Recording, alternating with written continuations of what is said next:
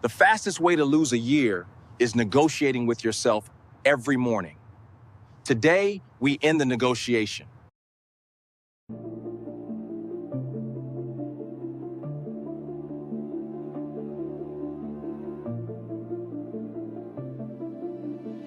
Welcome to Mornings in the Lab, where when something negative comes up. Building muscle improves blood flow. From squirting to squirreling. Start small, build up, and expand from there. Be entertained by fun over here. How have I slept? Is my sleep been good? That's That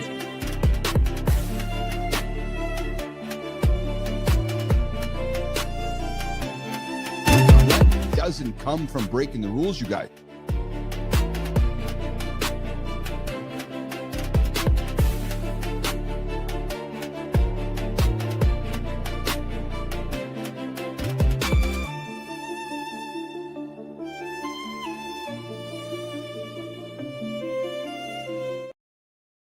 Boo, boo, boo, boo, boo, boo. Good morning, good morning, good morning, and welcome back to Mornings in the Lab with Keith, John, and friends. A little bit of energy here this morning. You know why? You know why? Because Malcolm is back. Yes, baby, Malcolm is back in the middle. Jimmy, he's back. He left his family forever. Malcolm in the middle is back. We're talking about it this morning on the big show we call Mornings in the Lab with Keith, John, and friends, and Anthony Joshua. Oh my goodness. Big news dropping in the last 24 hours. Jimmy, why is it that when we see somebody go to an all-time high, a few days later, it's like, oh my goodness, they go to the other side? You guys wondering who Jimmy is? Jimmy's the other guy on the side of the screen here. He's the guy on the buttons. He's the guy making me look handsome. And that lady over there, that woman over there, that girl over there, that's Neiman. That's Melissa. She's making my words sound awesome. Good morning, everybody. I'm the Handsome Chief. I'm Keith Billis. I'm here to host you guys here this morning for a real talk, real motivating, a real entertaining conversation that will help you start your day with momentum and clarity. Yes, it's the last week of the year, nation. It's kind of that void week in the middle of over there, in the middle over here. We got a lot of people sitting back going, I think I'm going to start my things on Monday of next week. Hey, Jimmy, what's the date next Monday? Just curiously, guys, what is the date next Monday? I actually need to know this. What's the date on Monday of next week? Because I'm curious about that. Because those of you that are going to, because here's what happens in my experience. Folks are like, I'm going to get started on Monday. Well, if you start on Monday, that's January 5th. Yeah. Think about it. The following Monday is already January 12th. Half of January is almost already over. So I don't know about you guys. Yep. I might get started right now. Hey, before we jump into it, help us grow this show. We've been doing this show for a couple years now, and I see a bunch of new people out there this morning. Thank you, Adam Holroyd. Thank you, brother. January 5th, Holroyd is here. Hey, Adam, you're going to be excited with this one, brother. We got Sam Mitchell joining the show on Thursday. The guy's got autism. Adam, the guy sent me a text a couple days ago. He's like, hey, Keith, I want to be on your and John's show. I have autism. I'm high functioning, and I want to get out there and tell the whole world that I'm awesome. I'm like, fuck, man, get on here and get up here. Let's do it. Sam Mitchell joining us Thursday for a conversation from somebody who came to the table and said, I got autism. I don't want to talk about it. So, Howard, I thought you'd be interested in that. Hey, come on up, guys. Hit like, hit subscribe, and drop a comment here in the community. Where are you tuning in from this morning? Let me know. Are you getting started next Monday, January 5th? Are you starting your stuff today? Are you starting next week? Do you need motivation? What's preventing you from having some significant success? Yes. And hey, guys, just a reminder, this is an R-rated experience. So if the kids are in the room, I would invite you to get them out of the room because we might offend them. Yep. Sometimes the show even becomes X-rated. So you might want to get the kids out of the room. And hey, listen, just don't hit the snooze button. You hit that snooze button, you're going to be 9 minutes behind. That is the mantra we have here on the show. We have owned the snooze button methodology. You hit the snooze, you lose. You get up, you get after, because we are your daily accountability partner here for men and all humans who want to start their day right with laughter, perspective, and the right energy. Hey, nation, coming up today on the big show, hour one, the morning loop. We call it the morning loop because this resumes every single 24 hours. First up, the trendy conversation of the day. Hey, Holroyd, did you watch Malcolm in the Middle? I got to admit, I watched a little bit of it. Yeah, it was not so much my demographic, but I paid a little bit of attention to it. And hey, what I thought about this one. Good morning, Sullivan. Good to see you out there, brother. I love it. It's always nice to see friendly voices in the community. And the big question is, why did Malcolm walk away from his family for 10 years? Nostalgia, avoidance, adulthood. There is a lot packed into that one. And here's the question. How many of us men, well, and even women, Want to walk away for 10 years. I got to leave. Jimmy, but I got to go. Time to go. Boom, boom, boom. Got to go. We're also going to get into the Anthony Joshua story, the fight no one saw coming, and why this one landed very differently than a normal sports headline. We're not here to talk about the boxing match. Not here to talk about, his success in the ring. We're here to talk about how short life is. Incredible. Here he goes to the front of everything to all of a sudden almost dying. Yeah, Adam Holroyd says, I watched the original. I haven't seen the new one yet. His oldest brother, Francis, was the best character. Yeah, true story. New study, 21% of YouTube shorts are AI-generated slop. Yes, we're going to touch on the renewed interest and renewed search for an airplane that's been missing forever. So I got a feeling we might get into some conspiracy type conversations with that here today. Although we don't talk conspiracies. We're not a conspiracy show. We're a curious show. Yeah, not conspiracy. We are curiosity. Jimmy, look at the numbers, man. Love it. You know what I love? I love when a plan comes together, and we planned for this today. So actually, in many ways, Neiman, Jimmy, our success this morning so far in the first 7 minutes, planned, inevitable. Pat yourselves on the back, because this did not happen by, pardon me, fucking accident. No, today's deep dive, motivation is a trap. Yeah, we got no time for motivation. We're going to give systems and ideas and opportunities to let you get after it. And hey, I thought I would put a serious conversation on the table today. I know it's the void week where, hey, the void, is that like the taint, Jimmy? Yeah, I just couldn't. I know y'all are like, how the fuck did he get from the void to the taint to where I'm going to go to next? I'm going to tell you, we're talking spanking. No, we're not talking spanking your nice little wife's cute little hiney. Oh, did Billis say, is Billis attacking his wife's hiney? Hey, come on, listen. If you don't like to smack your wife's little ass for a while every now and then, just tip, tip, tip, a little bit of love tap, tip, tip, tip. What's wrong with that? No, actually, guys, we're talking spanking, discipline, abuse. And hey, if we're spanking our kids in 2025 or 2026, is that abuse? Are we making soft men, or are we pretending it's simple that it's just going to cause some damage? So we're having a conversation about spanking today on the show as well. Morning focus. I'm going to call it January fitness delusions, the promises, the plans, and the routines that are inevitably going to disappear, and offer you guys a different solution that starts live 8:00 Eastern time, right here on the big show. And then we're going to wrap up things on the community corner with Maya Reyes. And all right, fellas, yes, she's going to come up here with, a conversation. I had to say this. I love when our staff, Melissa, just drop those swears. I'm eager to hear Maya Reyes say the unfuckwithable. Yeah, and the real often ignored cost of jealousy in your life and relationships. But hey, we got some stuff to get after. We got some work to do. We got some topics to put on the table, and we got some conversations to begin.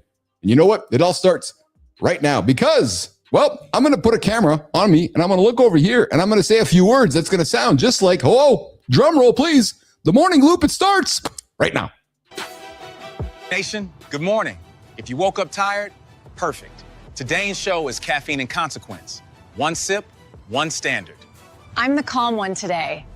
They're about to roast your excuses. Don't panic. Just take 2 notes. Motivation shown up like a hype man, then it ghosts you by day 9. We're done building on feelings. We are building a system that drags you forward. Fewer decisions, stronger rules. Your worst mornings still count. 1%. And yes, we're going there on parenting. Not soft, not savage. Firm standards, calm hands, one steady voice. If your kids fear your mood, you've already lost. We'll give 2 or 3 consequences, and you can repeat calmly. Plus, 2 stories that hit hard. A comeback after 10 years gone. It'll test identity fast. Nation, lock one system for 60 days. Type wake, train, or focus with a time. All right, handsome chief, light it up.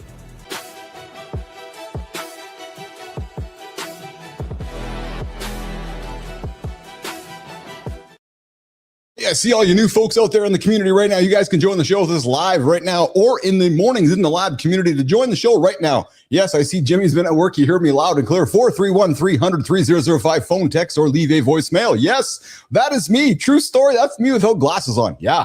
Come say hi in the comments. The comments are open. Adam's over there. Sullivan's over there.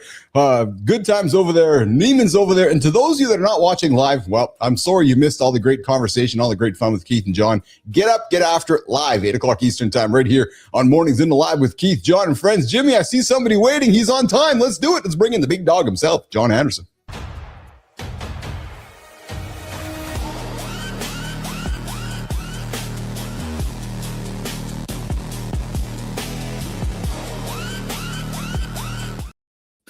Buddy, I forgot to tell you, man. My dad says to me on the weekend, he's like, hey, did John get a new truck? I'm like, what are you talking about? He's like, well, I was watching the show and I saw John showed up at the lab in a new truck. I go, Dad. I go, what, did you think he had a bug before that? I'm like, oh, I don't know. I just saw him get into a new truck. I don't know, Dad. That's John AI. That's your AI son, Brian. So my dad's infatuated. I think actually I got to have a show with just you and my dad. My dad loves you, man. He's infatuated with you. Dude, there's something about dads. I don't know what it is. You know, dads tend to, like a couple of my wrestling buddies. Yes.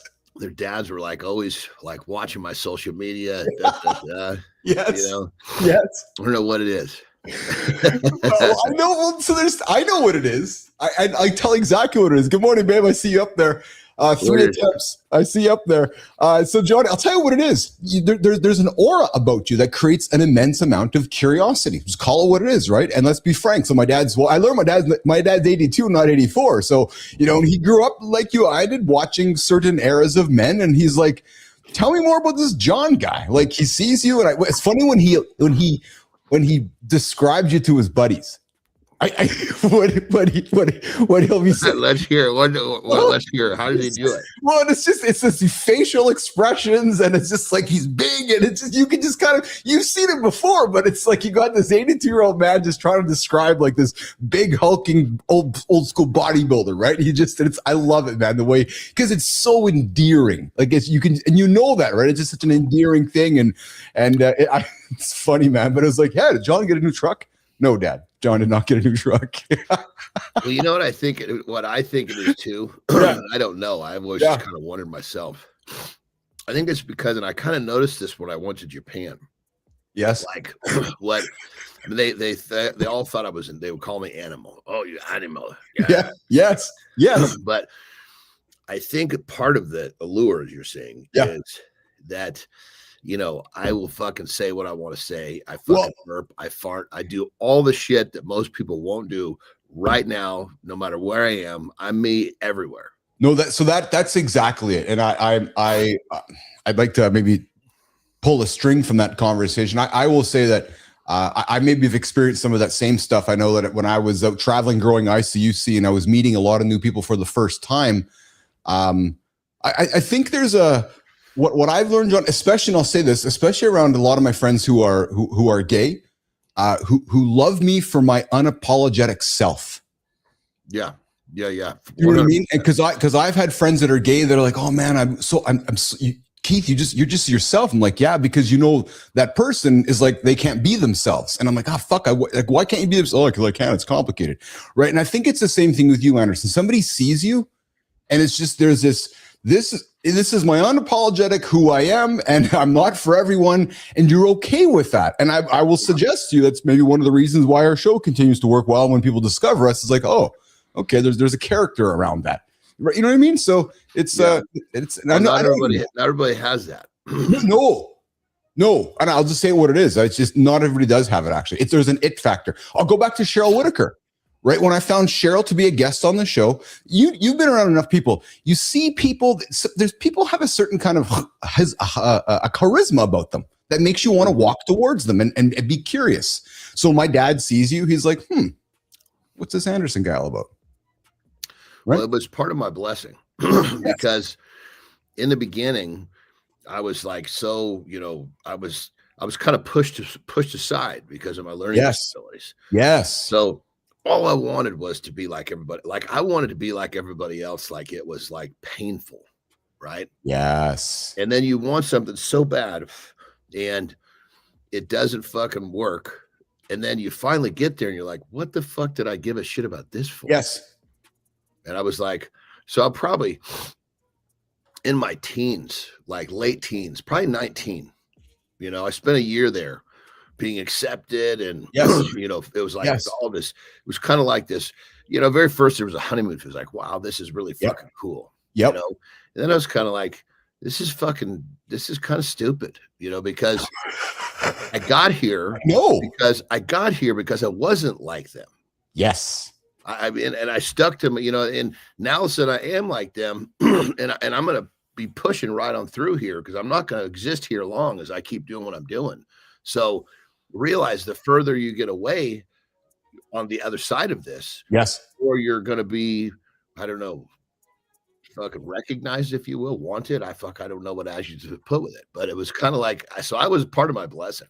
Yeah, I can relate to that wanting to be like others, and it's the peer pressure shit, man. It's the, you know, why don't I look like that guy? Why are my legs so thick? Why can't I go wear those clothes? Why can't I have that, or why can't I do that? Right? And it was, and then I'm telling you, man, it wasn't until my 30s and even 40s where I'm still figuring shit out. Right? And it's you know, every time I see a picture of you, right, I do say, "Fucker got some thick legs." Oh, fuck yeah.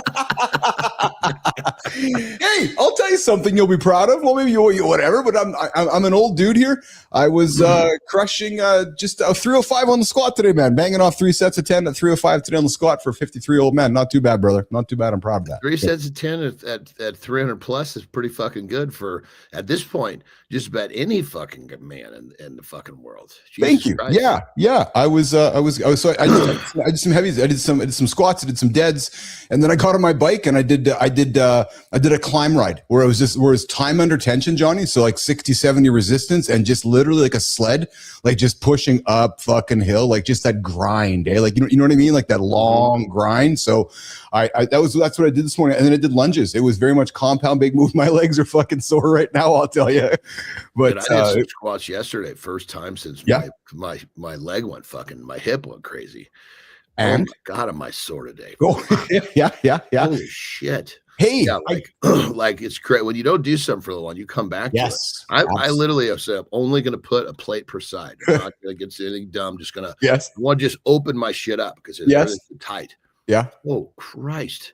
Thank God I fucking stuck to my guns. I was fucking hobbling out here, not in a bad way though. There you go. Hey, so let's get into it. Let's get into some conversations today. I got a few things for the table today. Johnny, we're going to talk spanking later on in the show. And we're not talking spanking with our lovely wives, talking maybe discipline, just the idea of spanking and where that sits in 2025, 2026. I want to ask you something that I've been thinking about on a personal level, about how do we approach somebody in our personal lives who you see is going down a path and you're like, oh my God, man, I don't like where you're heading. I'm just wondering how to have that conversation. You know, they're looking overweight. I know they're making some bad choices, and I know how I was that person one day, and I wondered how I would feel if somebody approached me. So I got a few things, but I want to start here, brother. I don't know if you watched this, and I only watched a little bit of it, but do you remember the show Malcolm in the Middle? Does that name ring a bell to you at all? I remember the show, but I never watched it. Yeah. Okay. Yeah. So Frankie Muniz left for a while and he came back. They're rebooting the show. And it's basically, it's all around Johnny, why he abandoned his family for 10 years. And let's have a conversation about abandoning our families, kicking off with the theme around Malcolm in the Middle. Let's watch the opener. Malcolm is back. He stayed away for 10 years. That is the protect my peace era. Family wants you close. Life wants you stable. Pick wrong, you pay twice. It's the 40th anniversary trap. One invite, all the history. Let's talk boundaries like grown men. Hey, Matty, kindness rising, shaky legs. Yeah, no shit. 7:30 Eastern time. Matt Roof gets up. So there's Malcolm in the Middle, John. So the revival, they're relaunching the revival. And I thought this was interesting, actually, because it's set roughly is now living away from his parents with his own young daughter and a carefully controlled life. And in that time, he's real quick. When you said his family, are you talking about the show or truly his family? No, the show family. Yeah. So the show family. So they took the family, moved to 14 years. But I thought this was interesting, brother, because maybe you've experienced this with people, and I want to have this conversation, which is in that time, he largely cut contact, effectively shielding himself and his child from the rest of his family. He kept his family at arm's length, and now the story. Hold on, you mean the show family? Yeah, yes, real family. No, we're talking totally show here. So, okay. But the story arc is really dealing with like abandonment, and leaving your family and coming back, and estrangement, and so forth, and what was his reasoning? His reason was because he unhealthy relationships. Great question. Yeah, he left because he could not handle the constant pressure, the expectations, and the dysfunction that defined his childhood. So he chose distance as self-preservation. Dude, I keep getting confused. Define his childhood. Are you talking about his character or his? I love you. We keep. I love it. Yeah, the character. Talking about the show that you said childhood. Fuck, that sounds like his real fucking child. Yeah. So the character was a child. The character was a child in the show, but now the show's set 20 years later. So as he left, so basically, if you think about the gap while he left. So I'll use the character term. When the character grew up over the last 20 years, the character stayed away because he couldn't handle the pressure and the dysfunction as that young child. Okay, right? So he was a kid on the show. Yes, exactly. Okay, yeah, exactly. So his character, right, on the show, he had to abandon all that because it was the expectation. That's very understandable because, I mean, shit, can you imagine being fucking however not mature and dealing with those settings? Grown people have a hard time with that. I know. Have you had people in your life that, because I was reflecting on this, have you had family members in your life, John, that have essentially checked out and then have resumed? We're talking about real family now. Yeah, correct? Yeah, real family. Like people in your world, maybe brothers or siblings or even or just people that have been close to you that you're like, holy fuck, they checked out and now they're back. And where have they been? What's going on? Why did you leave? Et cetera, et cetera. I can tell you like I'll share with you, I'll start this, but so my dad's parents divorced, and back in those 40s and 30s, not a common thing. My dad's dad left. And I remember the day when my dad's dad called him and said, "I'd like to meet your kids." And I'm going to paraphrase, but I suspect it was kind of along the lines of, "Well, where the fuck have you been forever? And you want to now meet my kids?" Right. So my dad worked on connecting that estrangement. Right. But that kind of remind me of I left and I come back and it's like, hey, I'm here now. You know what I mean? Yeah. I mean, the only situations that I can think about, like this would be like, it seems like, I mean, unfortunately, I hate to fucking say it, like it seems like both sides of my family, there's some wealth. And it seems like anytime there's fucking problems like this, it's about money. That's not uncommon though. I can tell. Not at all, dude. I joked about my mom's farm, John. My mom's family is estranged because of exactly what you said, which is, okay, here's the farm, who gets it? And then it's estrangement, it's fucking money, and then nobody's talking to each other. Hate to say it. Yeah. And so, like I think, but I think when you were bringing something like this in, and it's then you just know that people are acting stupid. It's versus if someone just says, I need to leave for my own blank health, that's different. Because then it's more of a reflection on what's happening in the relationship without some stupid allure like money. Yes. Yeah. You know what else I find interesting about this too, John? And I wonder, and I'll be curious as they pull the story to life. You may have, how I like to butcher up cliches because I'm just worse at them. You may have heard that cliche before. Where it's that old saying of where you have to, what is it? You have to leave you got to leave 100 miles from your own town before you'll get to what you're doing until you leave. It's like you had a bunch of success in your backyard, but nobody cares. But until John Anderson gets on a stage somewhere in the world, it's like, oh yeah, John's the greatest thing. It's like, well, fuck, man, I've been doing this my whole life, but you guys didn't pay any attention. Have you heard that before? That kind of old adage where, when you were butchering, it broke up, so it got extra butchered. So take another shot at butchering. That adage where you have to leave home to get respect from others. It's like you have to leave your circle before others recognize the greatness that you are. right? It's like that adage where, Johnny, you know what I mean? It's like, you're this wrestler in your backyard, but until you go to Korea, nobody's like, I'm using that as an example, or until you got on a fucking stage and did some successful things, people are like, oh, he's actually successful. No shit, Sherlock. You know what I mean?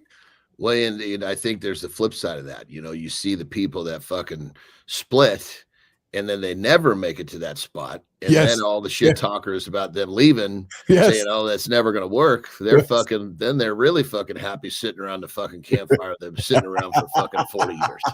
Yeah. But it's funny that, like me, my personal journey, that was never really a concern of mine. Cause I was so fucking used to being told I couldn't anyway. Yes. My ears were deaf to all that shit.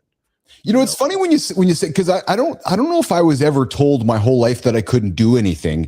I just never sensed that, and I'll be frank, I just never sensed that anybody thought that I could do it or believed that you know what I mean? It's like it's a really good fucking, because you say that, because it's funny. I always say I was always told I couldn't, but I shouldn't even say I'm presenting this incorrectly. Yeah, I was pathetic enough when I was young. And it's the truth. I'm happy to fucking say it. Nobody believed. Oh, 100%. And there's no belief. So in essence, that's saying you can't, because you know what I mean? It's like, so I guess it's kind of then when you go make things happen, then people believe. Oh, absolutely. I listen, nobody ever told me except one guy who said I wasn't going to have any success. And I was like, okay, I'll go and show you, but that's a whole different story. But you just know when people just don't believe in you. You just kind of because if you've been doing it long enough, Anderson, you just know. And it's funny because my business partner, Maurice, I love him, who was shaking Mo if he's listening. We would be going to ICC meetings and I'd throw something on the table and I can see him on the other side of the phone just doing this. All right, Billis, what are you telling me now? You know what I mean? It's like, and I'm like, fuck you, man. I'm going to do it. He's like, all right, show me when you're done. And it's like, because you just get to a point when you're that kind of person that you have such a belief that you're like, yeah, I'm getting up the side of the fucking mountain. No, you're not. Oh, okay. I'll see you on the other side. Well, it's totally. And then you get to a certain point where the people that know you, yes, they'll actually like, have you seen the other things that he's done? Everything. Yes. Everything he says he does, you just haven't been here fucking long enough to see it all. Yes.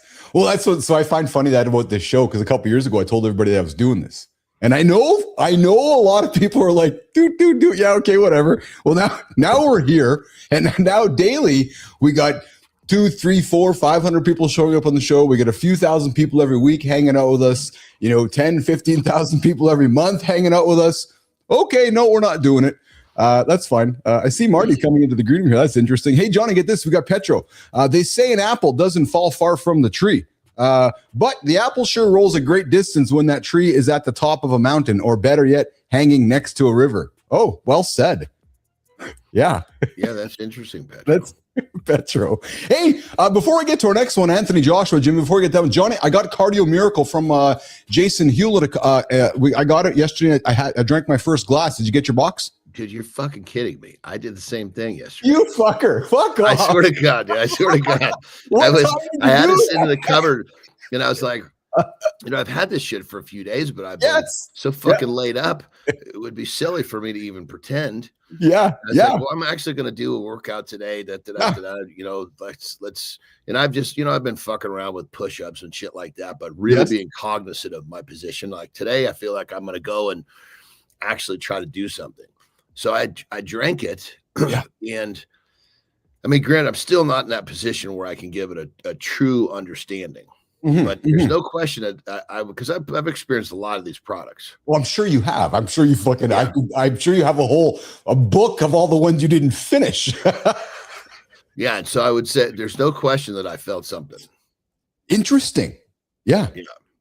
So So I enjoyed it. I enjoyed it. I thought it was an interesting tasting. It's hard for me to say whether I felt something because I only had a glass. I enjoyed it. I want to say this though, which I think is the biggest challenge. Actually, if I can talk about this from a marketing business perspective, I think the biggest challenge with Jason's product is he has one word on it that makes you kind of go, "What the fuck?" The word miracle.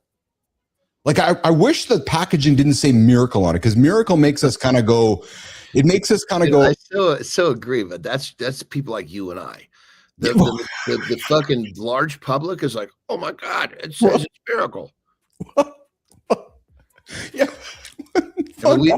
I mean, brother, when I'm fucking making hooks for social media, yes. Yeah, I guess you're right. It sometimes pains me to say the secret.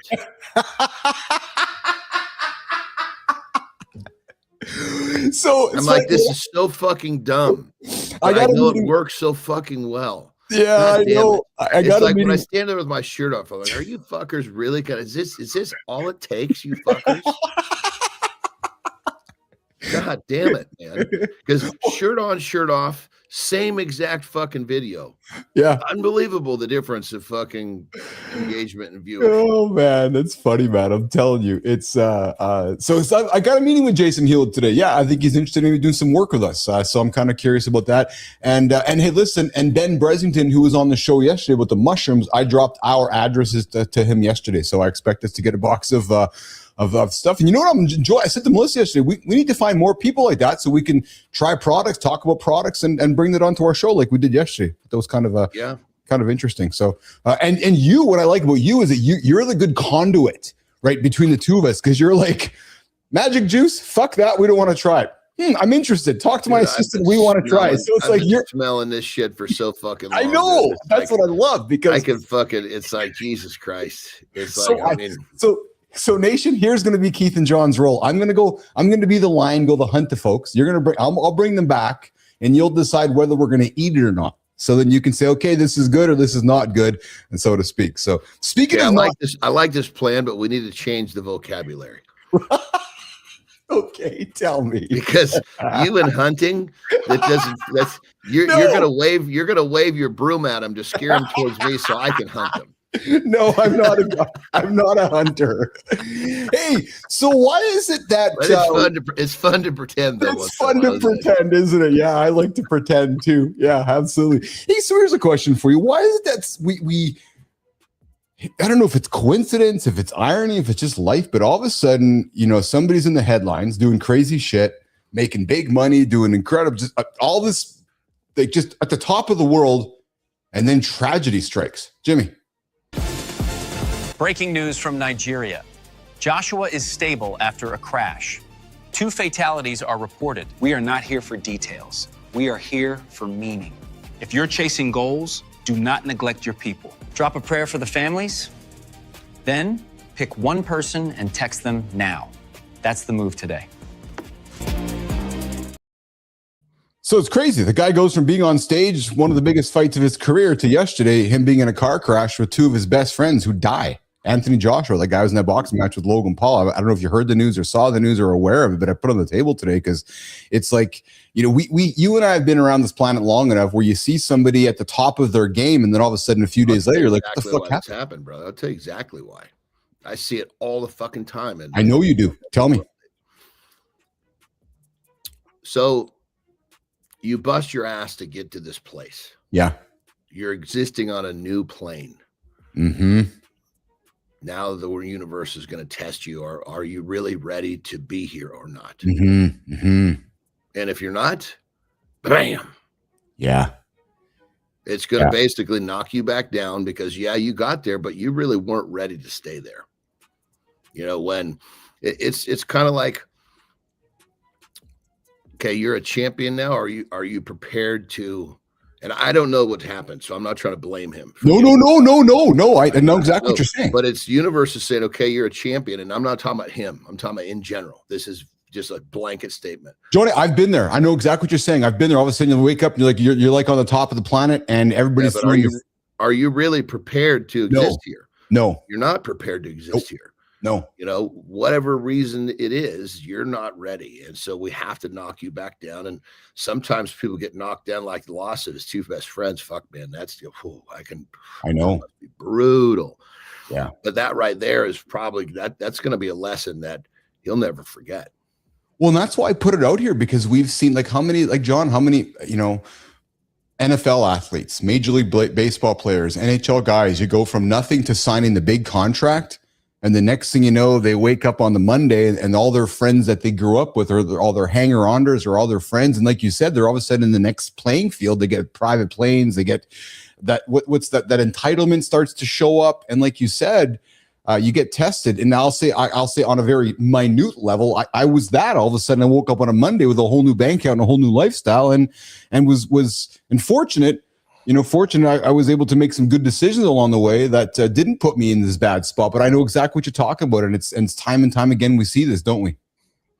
Dude, it's kind of crazy. It's here now. When we were on our drive, Yeah. we did a lot of driving. Yeah. Some fun conversations, and somehow, some way, I don't know how we got here, but she was just talking about kind of watching me go through the transitions of my different adventures athletically.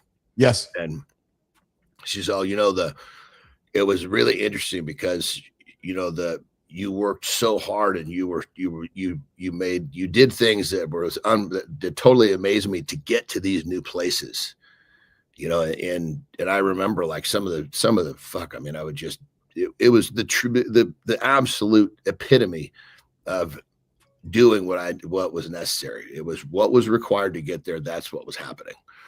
But she said that wasn't the hardest part for you. And I was like, oh, really? What did you see? Oh, the hardest part was staying there. Yeah. Yes. Because it's like once you get there, now you've got this whole new fucking environment. You've got to learn to navigate. And if you don't navigate it properly, it'll fucking spit you right back to the bottom of the hill. Yes. Well, then again, we've seen enough stories where we have athletes that have come from broken or different type of upbringings that are thrust from the hood to Beverly Hills. Okay. So now what? Or actors, look at that story we ran last week, John, that fella from Nickelodeon, right? So, there's another example, right? He probably was on a high and then lost it all. And now he's living on the street. Remember we had that chat with that fellow, or about that fellow. So yeah. So when you break it down a little further, what I saw when we were talking about that was, okay. So you enter the front door of this, let's just call it this new house. Yes. Well said. New party. Yep. The hardest fucking part is learning who to trust. Oh, and who you like, fuck, man. Okay, you trust the wrong person. Yeah. You're gonna end up getting sent to the bottom of the fucking mountain real fucking quick. Yes. You let them inside the house, you trust them. Like, yeah, that is so well said, man. So well said. Hey, well, it's twofold. It's like, first you're going in the front door. Yep. You have to meet these people and you have to figure out who to trust. Then once you trust the right people and you establish yourself, then you have to figure out who the fuck not to let in the front door. Yep. So it's a fucking slippery slope, man. Or kicking the ones out that have been around you for so long because you are trying to get to that next level in your life, and you know that the only way to do that is to remove some of the riffraff around you, and I can't imagine the challenges that come with that as well, right? So, hey, Johnny, over 21% of YouTube shorts as of today are AI generated slop. A study finds. New account feed, 21% AI slop after 16 real clips. That's the new default. And 33% was brain rot. That's a lot of noise. Those slop channels hit 221 M subs. Real creators are getting buried. That's why trust is a moat. You can't outsource it. We're not anti-AI. We're anti-trash incentives. So what's your filter strategy? We'll build one live. I just put this out there to continue supporting our narrative because it's not surprising to me. Right. There's just a ton of AI generated content, and it is what it is. It's not going away.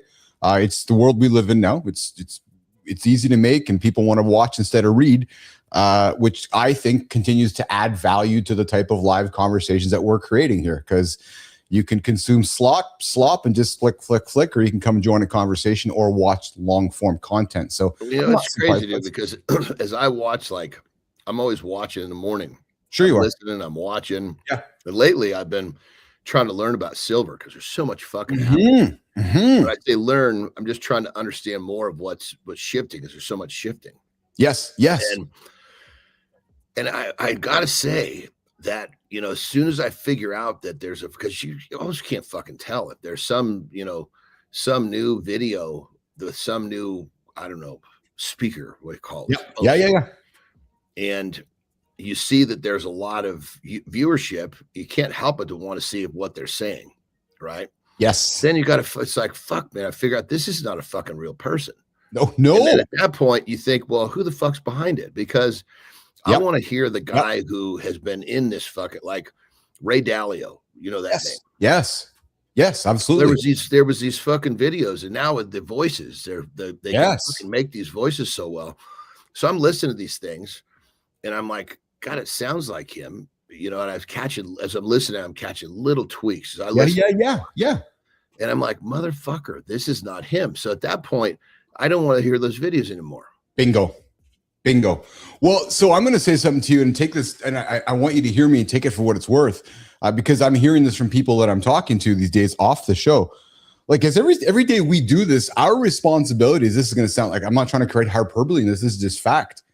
There's not many people that are doing this every single day. We carry a responsibility with this because we're live.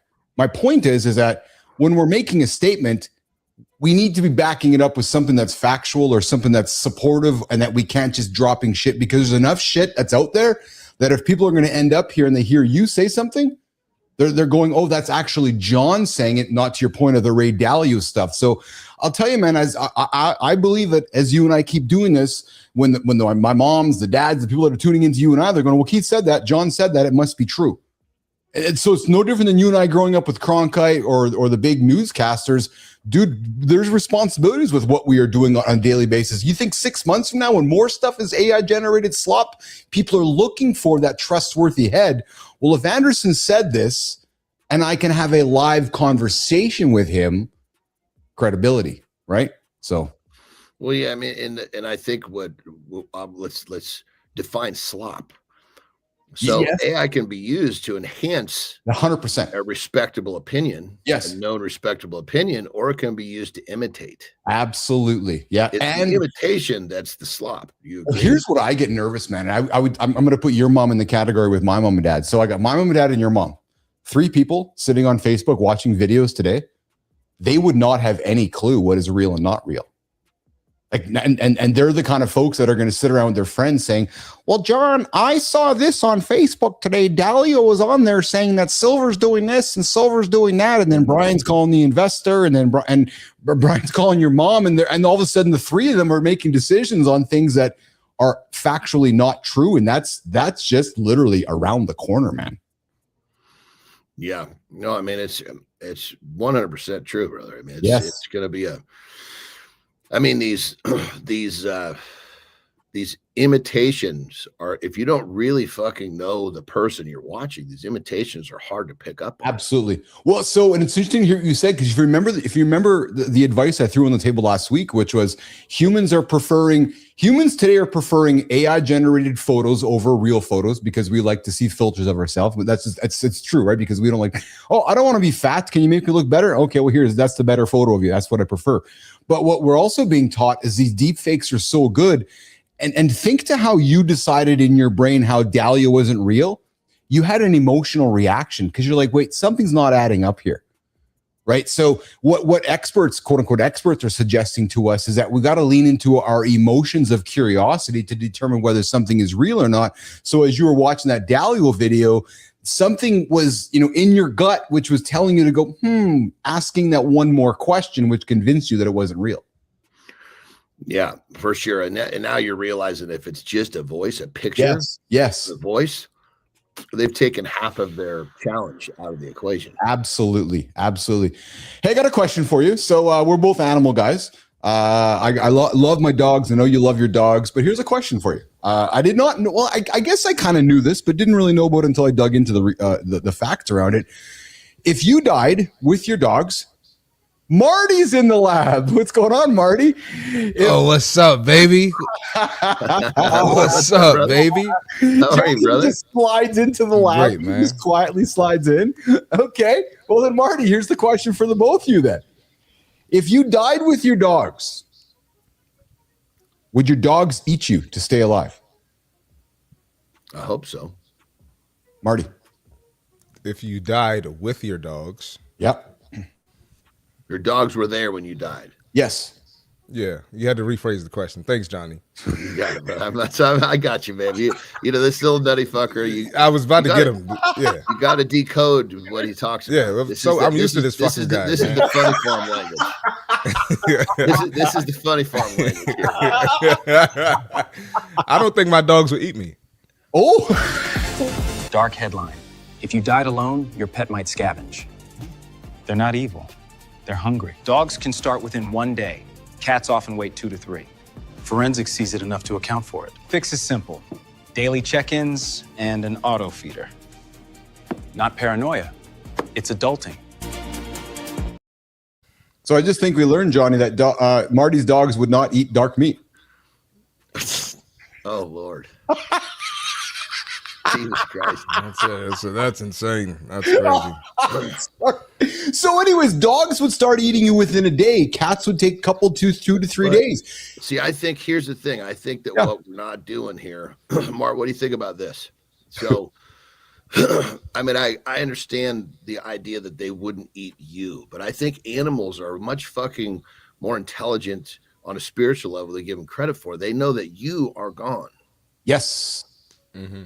Yes. You believe in that? Because now they're just eating meat. It used to be you. No, you're bang on. You're bang on, John. It's survival skills. They're like, okay, good point. Yeah, I need to eat. I need to. So, and the pets do not follow wild scavenging patterns. So they're going to start with exposed areas like the head instead of the torso. And this will, and John, to your point, this is going to occur regardless of bond strength. Hunger and opportunity override loyalty. So I understand. But if there's any sort of like, meaning you're still there, they're trying to keep you alive. They're protecting you with their own lives. But then once you are gone and it's just this piece of meat, I think that now they recognize that, okay, this is just part of the natural selection, so to speak. Yes. Yeah. Yes. Yeah. But it's to stay alive. The simple point is this: to stay alive, they're going to eat you. That's just it's literally as simple as that. Good morning, everybody. And when you get hungry enough, like in bodybuilding, sometimes you get, and I got with my fucking eating, my weirdo eatingness, my fucking freaky deaky eating shit. You get hungry, and the stuff that fucking seems good is off the fucking charts. Remember I talked about eating fucking dog food before just to try it? Yes. I was if I got something to eat, it's not very interesting to me, but when I fucking eaten like some really fucking weird shit, because I've been fucking hungry, like the show Fear Factor where they're eating maggots and stuff. Yes. Right. I'd be like, I just get myself really fucking hungry. I could eat the ass out of a rhino if I had to. I've often wondered where some of these cliches come from. Like I could eat the ass out of a rhino, or I could, so has somebody eaten the ass? Petro, I know you're listening. Has somebody eaten the ass out of a rhino? Dr. John Petrocelli. I'd like to know. I think that's just the nastiest thing you can think about. That's why you put it in front of there. Maybe there's a book, Johnny, on Petro's shelf that he's only half read, which talks about eating the ass of a rhino. Just wondering. Something tells me he read that whole book. It was interesting to him, so he read the whole book. Oh my God. I love how there's got to be a lesson in there somewhere, I love as we continue to get to know the resident doc. He's like our brother. We can just throw more and more underneath the tractor or underneath the tractor. He's not on the show right now, so we can say whatever. No, we can just he can't rebuttal. Yeah. Can't defend himself. That's exactly. Oh, he just made a comment. Several people have eaten the asses out of rhinos. So he did read the book. So now we know you read the book. Now we gotta know, is it like just literally just chewing on a dirty butt, or is this some sort of a delicacy like the colon after the animal's been fucking slaughtered and cleaned? Oh my God. You're hanging out with Keith, John, and Marty this morning on Mornings in the Lab with Keith, John, and friends. We're in the void weekend between Christmas and New Year's. It's funny, guys, I was having a conversation just before you guys got on here this morning. There's a lot of folks that are going to wait till next Monday to start their New Year's stuff. And this makes me laugh, man. Next Monday is January 5th.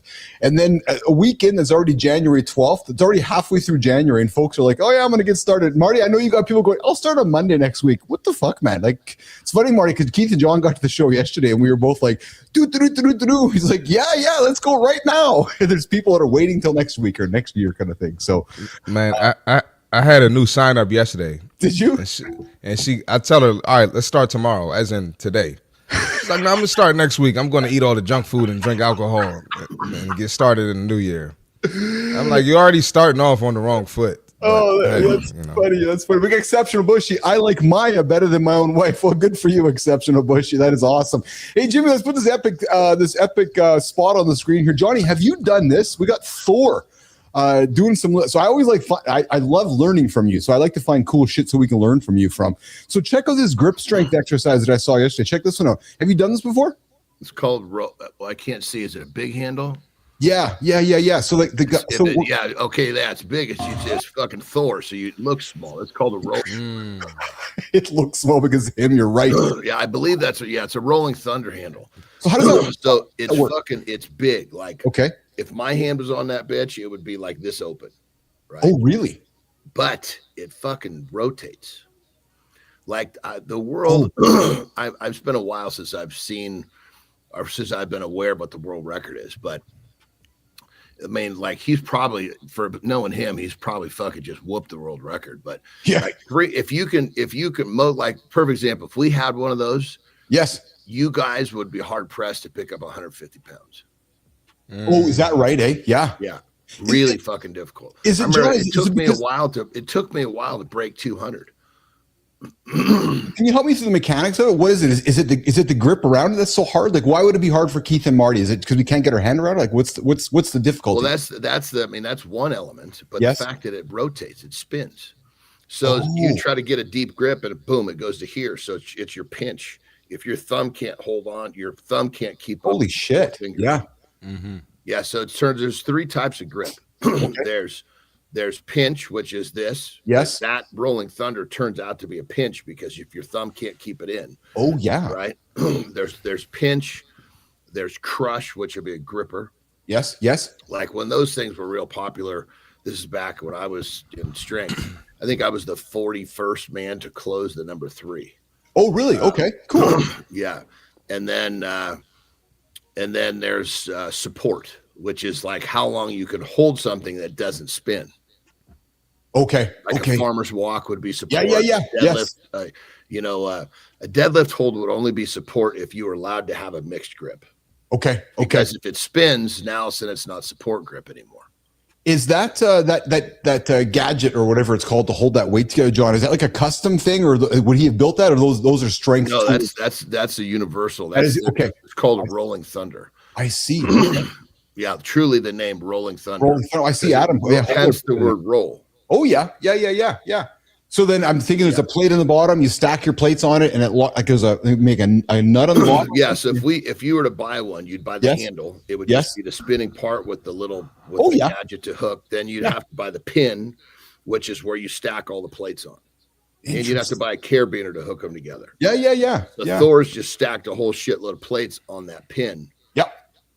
So if you look back, you're looking at the Rolling Thunder, a carabiner hooked onto a pin with plates stacked on there. Oh, a shitload of plates. So I don't know what the fuck that was, but that was, I mean, you got to remember a dude with a hand that big, he's probably got, he's touching back here.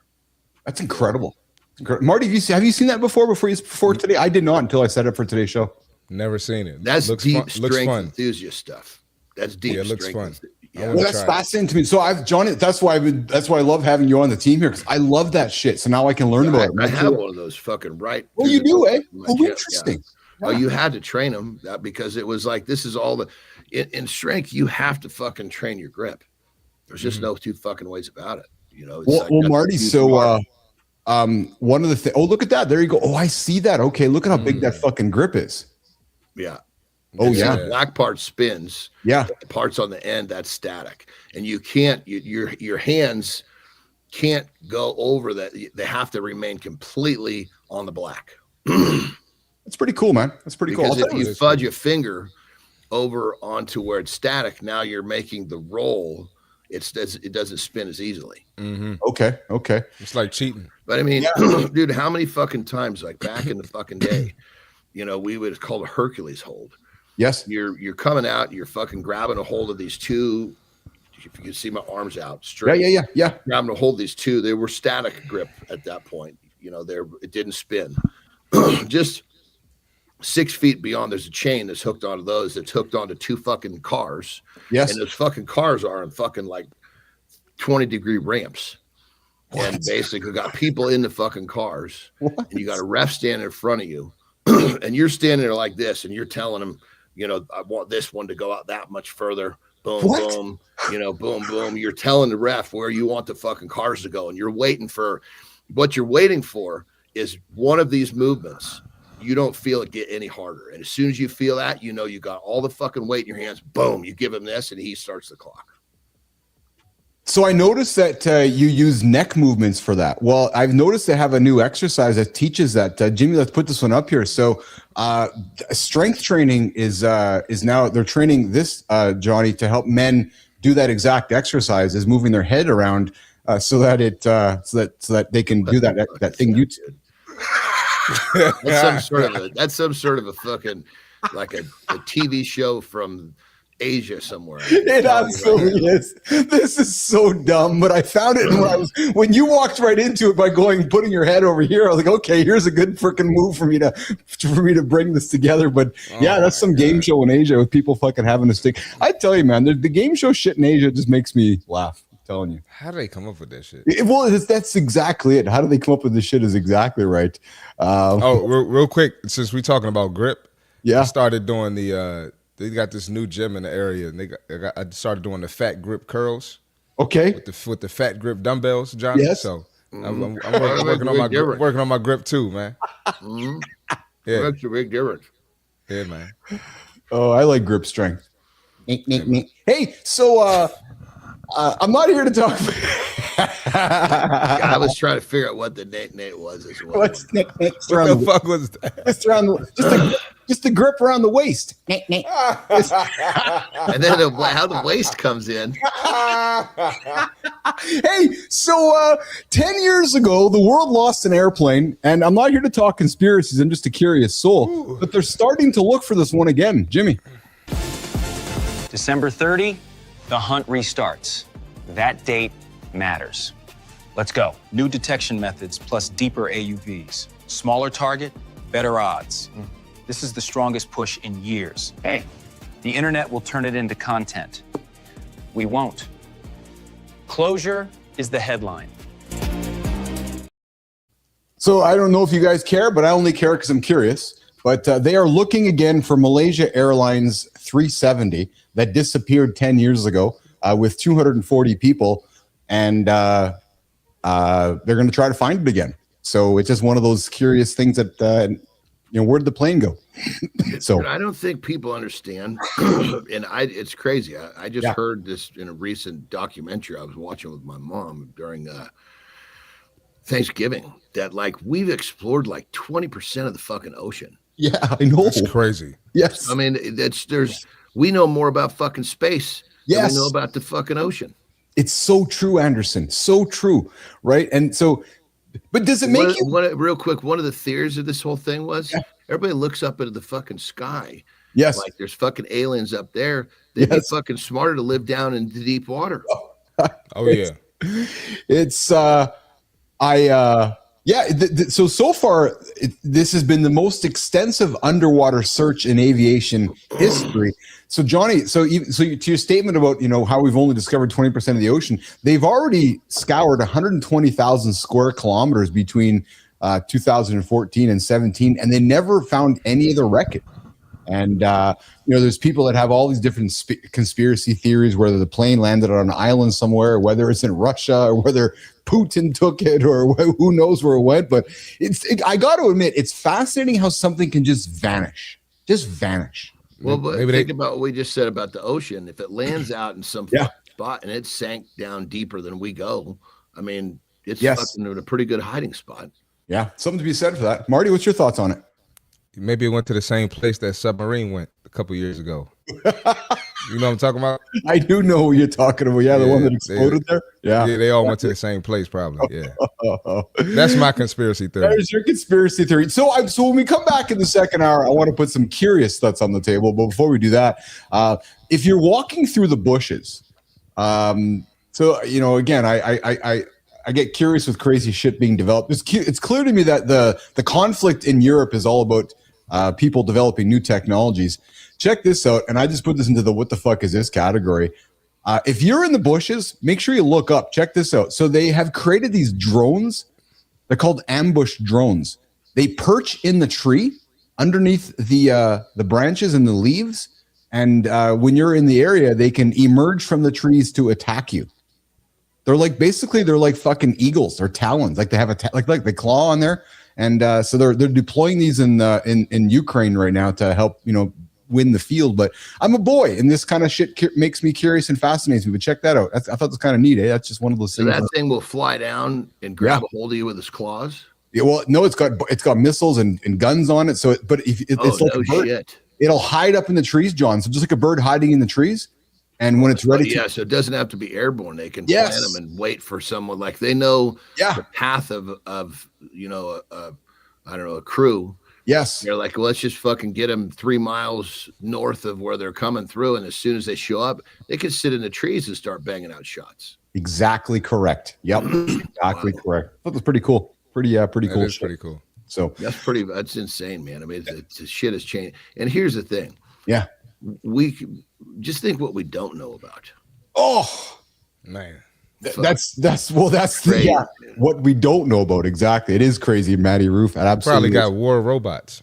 Oh, fucking rights they do. Hey, China's deploying robots on the Vietnam-Chinese border in the new year. So a whole robot force on the border, not humans, will be managing the border there. So that's what we need. Well, yeah, 100% on both sides of the border, here in Canada and on the other side. I'm with you. I'm absolutely with you. I'll tell you what, I'm with you, guys. Good morning and welcome back to Mornings in the Lab with Keith, John, and friends. Jimmy, let's do a lifestyle tip with Anderson. We'll come back, reset hour 2, and then I want to come back and have some chats with the boys around motivation and spanking. I want to talk spanking and I want some help. I want some help how to have a conversation with somebody I love, and I want to ask you guys some help for that. So, Jim, lifestyle tip with Anderson, hour 2 reset, and we'll keep the show going this morning on Mornings in the Lab with Keith.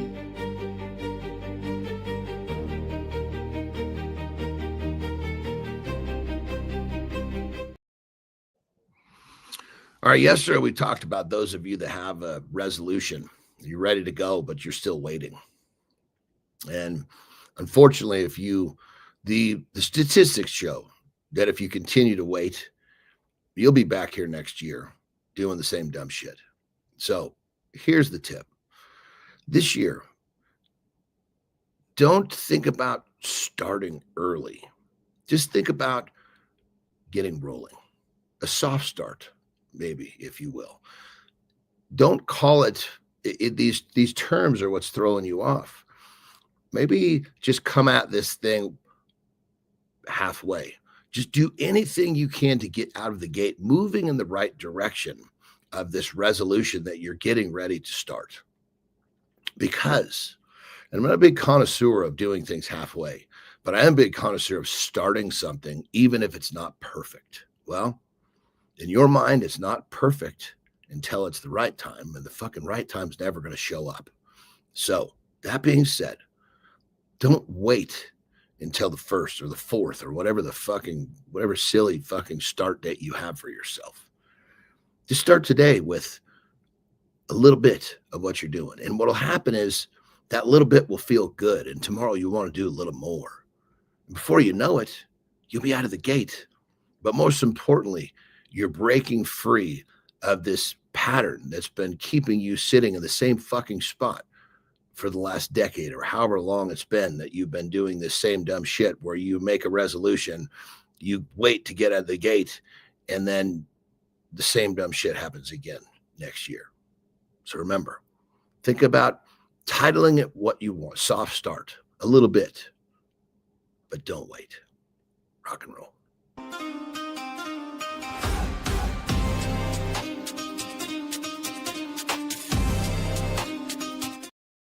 Good morning. Good morning. Welcome back to Mornings in the Lab with Keith, John, and friends. We are resetting for hour 2. If you're just joining us, here's what you missed in hour 1. We opened up the show with the morning loop at the conversation desk with Sterling and Preston. We had the conversation that Malcolm is back, Malcolm in the Middle, and why Malcolm walked away from his family for 10 years. Plus, we got into the Anthony Joshua story that turned into something much bigger than a fight. We get into the rise of AI-generated slop flooding YouTube shorts, the renewed search for Malaysia Airlines flight MH370, and yes, that uncomfortable reminder about what your pet might do if left to its own devices. The question was this: will your pet eat you? Will your pet eat you if it's hungry? Good morning, Devoa G. What's shaking? You're at Mornings in the Lab with Keith, John, and friends. Good morning, Spartacus. Good to see you out there, my friend. And we got Adam out there. We got Petro out there. We got Spartacus out there. We got Sullivan out there. I know we got Good Time out there as well. Coming up next, guys, deep dive. We're going to break down why motivation is a trap and laying out a clear, practical 2026 blueprint. We're also going to step inside a serious conversation around spanking. I got some curiosity caches on the table. What happens if birds fall from the sky? Well, I'm going to show you. And then we're going to move to Morning Focus, where I call it the January Fitness Delusions. Dova G, I'm alive. Where are you joining us from, Dova? Would like to see where you're joining us from. So, guys, grab that coffee, settle back, strap in, stick with us for some more entertaining conversations and real talk in hour 2. It starts right now. Motivation feels like power. It's a feeling, not a system. Feelings move, schedules don't. If your 2026 plan runs on hype, it's on borrowed time. Today, we build non-negotiables, not vibes. Real cost isn't progress, it's identity. And every quit and restart tells your brain, I'm a guy who breaks. Swap the question. Don't ask, how do I feel? Ask, what does my system say? Then execute it. Pick one keystone for 60 days. Wake, train, or focus. Drop the time in chat and lock it. If motivation vanished tomorrow, what falls apart first? That's your work. Keith, take it.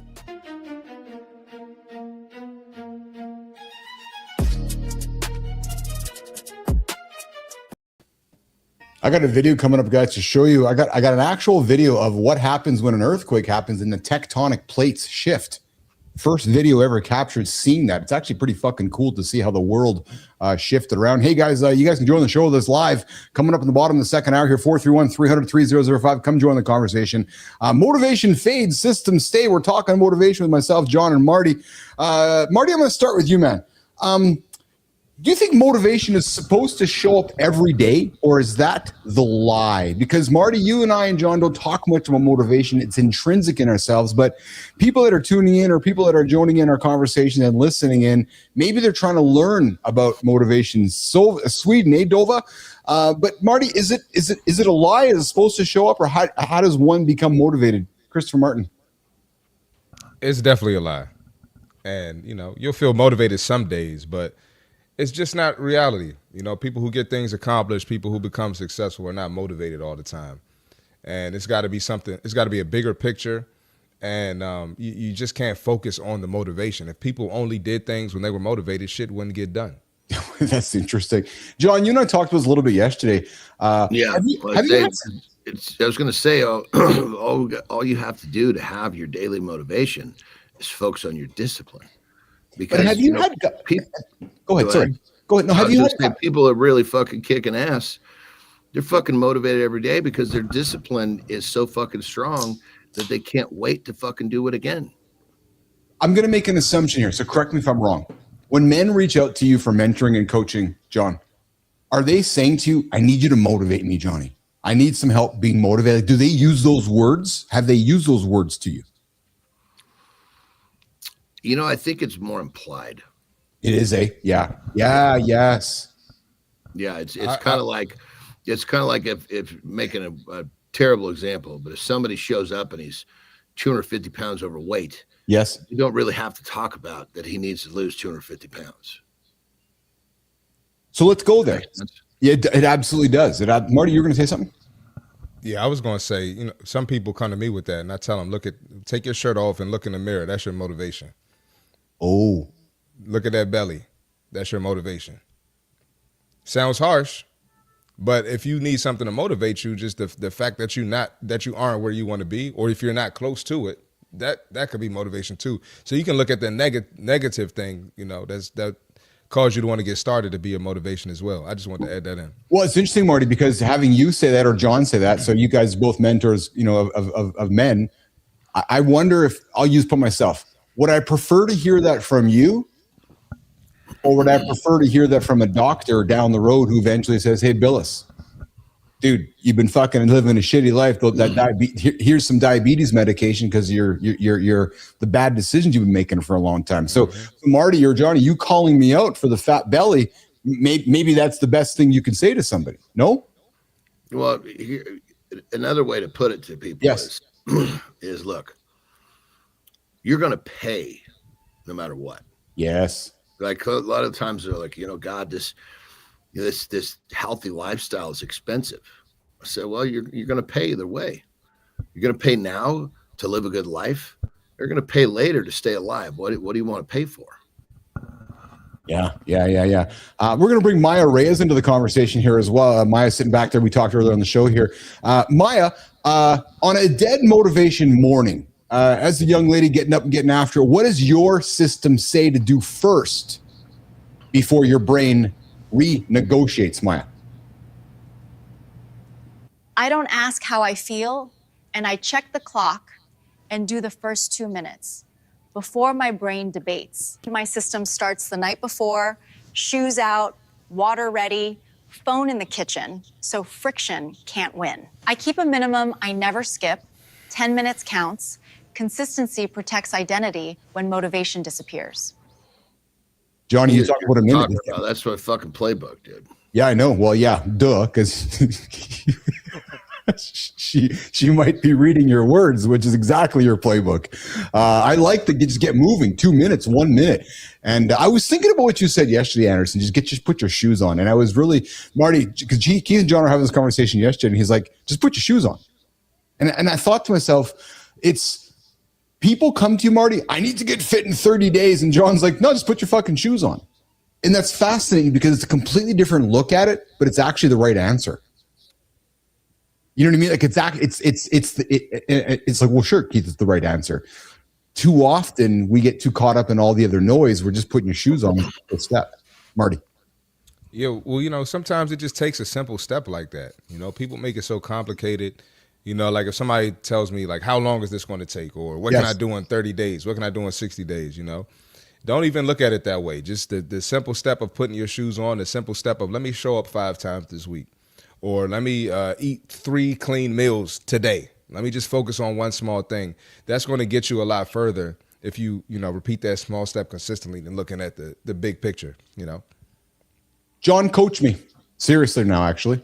So I spent some time over the holidays with somebody who's in my family who I love, who I can see has made some accumulative decisions that makes Husky Keith Marty look small. And I'm wondering how to have the conversation with this person. I'm wondering how to not embarrass them. I'm wondering how to show love and empathy. And I'm wondering how to walk them, John, towards what you, me, and Marty know without offending, hurting. And you know exactly what I'm trying to say. And I got to be honest with you, I was thinking about this morning. I don't know how to do it. Can you help me? How do I do it? First thing I would want to know is I'd want to understand the relationship you have with this person. And I'd ask you a question. Yeah. Has this person ever held your scrotum before?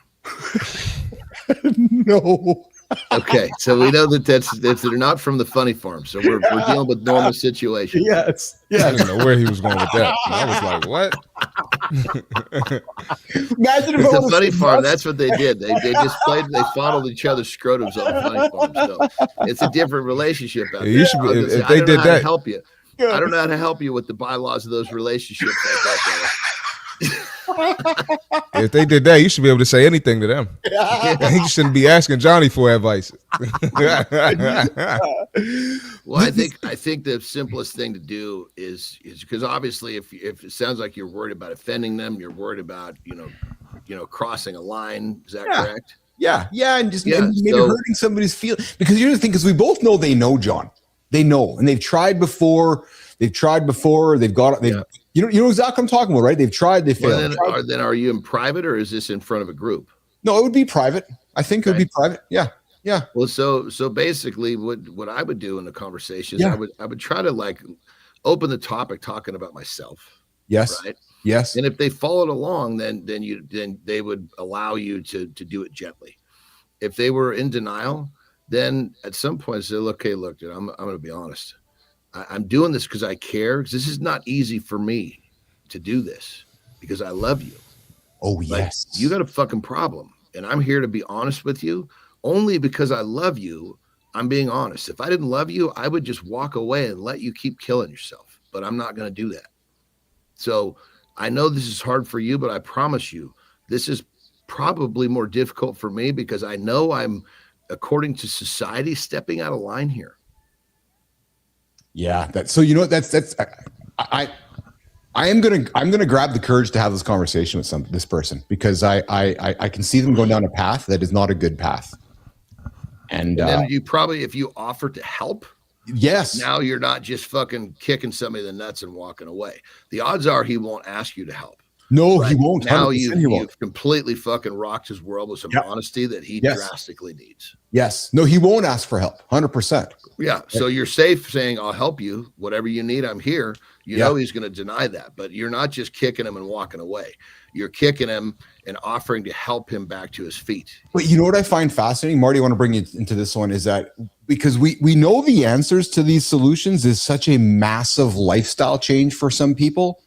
And I think that is the hardest thing, which is, oh my God, like, you mean I can't go drink with my buddies or go eat the shitty food and do all this? And Marty, I see you nodding. And it's like I'm trying to strip. It's like I'm trying to say to you, I'm taking your world away from you. And I gotta give you a new, I'm inviting you to a new world. Marty, what do you say to that person?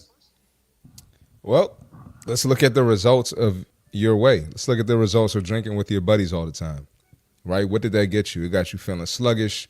You got the belly you don't want. You don't like how you look. You don't like how you fit your clothes, right? So it's only logical that you have to switch it up if you want something different, right? If these actions got this result, it can't produce a different result, right? So if you want the fit body, if you want to feel better, more energetic, be more confident, you're probably going to have to switch a lot of things up. And a lot of people, they think it's possible to get a different result with the same actions. It just doesn't work that way, you know? Well, if it was me, I wouldn't even talk about the body. I would talk about, if they got kids, I go right to the kids. Yes. Is this for sure? Is this the leadership you want? And even when I was talking to this person, yes, I wouldn't be saying if you want the body. I'm saying, look, do you want to be fucking, do you want to be dying from this? This is killing you. Yep. I mean, of course, the body is going to be a positive side effect. Oh yeah, for sure. But generally speaking, now all of a sudden you've given this person ammunition. You're just the shallow motherfucker. So you can't talk about the things that you can't talk about the visual part of the paycheck. Yeah. Well, yeah. So Preston, I want to bring you into this one as well here, because maybe this would relate to the person I'm thinking about. But Preston, when motivation is zero, how do you feel and how do you reset fast, and what system keeps you steady on those hard mornings? Preston. I learned mood isn't a manager. I treat it like weather, and I follow the plan I wrote on a better day. First 5 minutes are physical, water, light, a short walk. Then I open my calendar and execute the next block.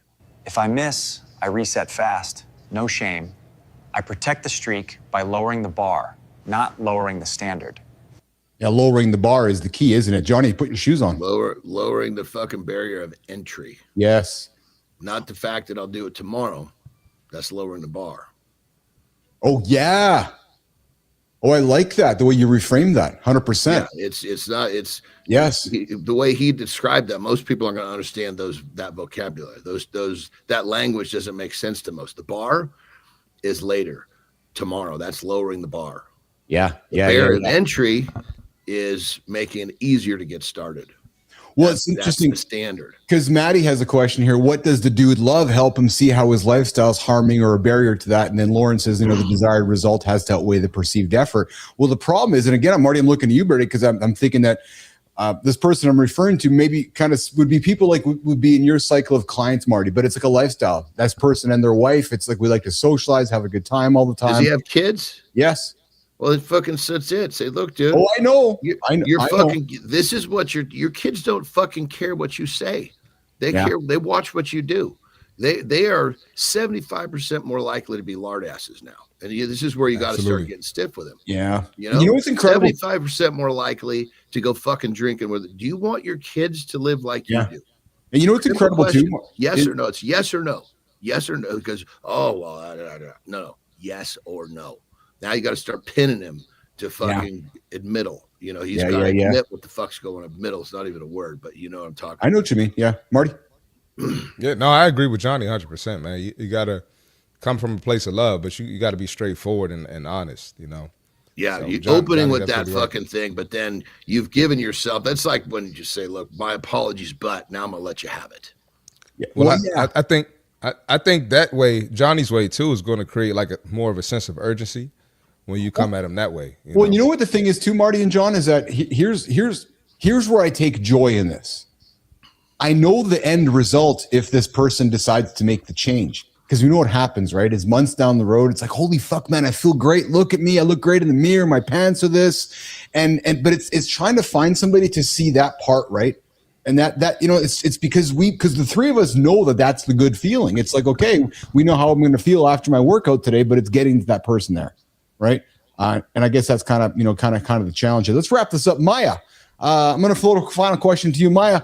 Turn this into something the chat can keep for 60 days. What's the simplest keystone system and what counts as done? Pick one keystone habit for 60 days. I want it boring and specific. Choose wake, train, or focus and set a time. Make it easy enough to do on your worst day. Train for 20 minutes. If you can't train, walk for 20 minutes. For focus, set a 25-minute timer and put your phone in another room. If you miss, you reset. You don't spiral. There you go. So I'm going to have the conversation, guys. I'm going to grab the courage myself to have this conversation with this person that I have a lot of love for. And I want to help. John. I really do. So, well, you know, this kind of goes back to what I was talking about in my lifestyle tip is, you know, this idea of, you know, people, the vocabulary, I'm going to start tomorrow. You know, how about let's not even worry about starting. Let's just kind of wander over here, see how this feels. Let's take the scare away from the terminology. You know, we're not going to talk about your diet. We're just going to go have this fucking deli sandwich instead of that burger and see how it feels. I smile because I just love how you can reframe something so simply. Because it's so true, eh? It's like, hey, maybe we just want to have a sandwich today instead of the burger. You mean I can have the sandwich? Yeah. Because what you're saying is that it's still a shitty choice, but it's a better choice than the burger. We'll get to the different choices down the road when we're not going to have the sandwich, we're going to have something else. But I like that approach because instead of saying, wah, wah, wah, you're like, no, you've been having a burger 5 days a week. Let's have a sandwich right now. Oh, no, but that's going to still make me fat, John. No, just have a sandwich, man. It's a different choice. Because you're teaching somebody how to make the different choice over the one they're naturally making all the time, aren't you? Really? Yeah. And 100%. And then the idea that, you know, I'm going to start tomorrow.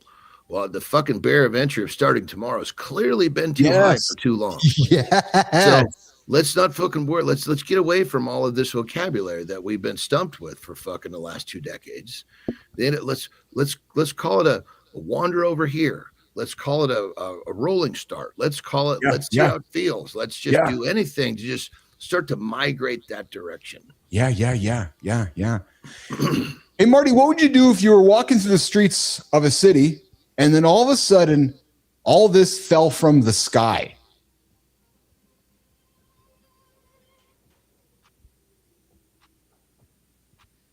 Birds. What the fuck, dude?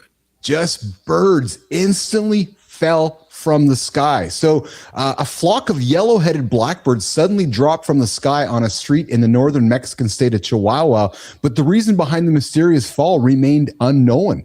In a panic dive, the flock can hit the ground, and a local some local experts thought that they may have been there might have been some predators out there chasing them, so that in order for them to get away from the predators, they ended up flying to the ground. Dude, you know, you've seen like, I mean, this is very different because these birds made a choice to go fly towards the ground. But you've seen these fucking videos. I just saw one, and I don't know for sure if it was AI. I didn't know if it was fucking real, but I've read about. I shouldn't say I've read. I've seen shows about similar things where these storms will come and like scoop up fucking large amounts of water containing large amounts of fucking fish or frogs. And then the fucking frogs will just come or fish will just come dumping out of the sky, like hundreds of them. It's like fill the fucking street up with fucking fish. Yes. That's crazy, man. So the same thing, not the same thing, but white sharks are being displaced around where Melissa lives in South Africa because orcas are out there just fucking. So when you think of the predators, right? The orcas are acting really fucking weird, aren't they? They are, Johnny. Yeah. And it's like, and we think about the white sharks as the ultimate, apex predator, but you got the orca that's like, hey, motherfucker, I'm going to come and eat your ass. So, yeah, and you figure there's something is changing enough to change their behavior pattern. The question absolutely. Is, what the fuck is it? Yeah, it's so true. It's so true. You figure it's just like from a standpoint of if all of a sudden we had a food shortage. Yeah. But let's just say that, a Martian was looking down on us. You couldn't see that we're out of food, but all of a sudden saw our behavior patterns start fucking eating each other. What the fuck happened down there? Yeah. Well, that's kind of what the fucking happened down in the fucking deep dark blue. It's making these fuckers do what they're doing. Something has drastically changed because that's so out of their behavior pattern. Yes, absolutely. Absolutely. So I was going to put, I did have a topic to have a conversation with you, but it's a deep one and I don't have enough time to do it today. We're going to do it at a different time. It's about spanking, as a parent and the idea of spanking children and, Johnny, the era you and I grew up with, and Marty's going to be a dad one day. So I'm going to put that one aside. We're going to come back to that one in the future. It's a deep topic. It is. Yeah. And I want to have, hey, this will be a good one. Next Tuesday, boys, 9:00 Eastern time, Brianna Bass is joining us for sex relationship conversations called No Safe Words with Keith, John, Marty, if you're here, and Brianna Bass. We're going to do every second Tuesday a sex relationship show with Brianna. She's pretty excited to have that with us as well. But hey, she was cool. Yes. Johnny, Marty, before you go,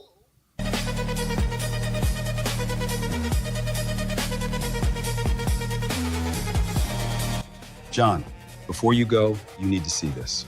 It's the first time we've basically seen a fault move on camera. It's unreal. This isn't just shaking. You see the ground crack, then slide sideways. It's the plate boundary moving in real time. Here's the crazy part. It slid about 2.5 meters in 1.3 seconds. Peak slip speed around 3.2 meters per second. Scientists call it a first because it's direct measurement. You're not guessing from sensors. You're watching the rupture happen. And it wasn't a slow grind. It hit in a short pulse, then curved as it moved. John, that's the setup. I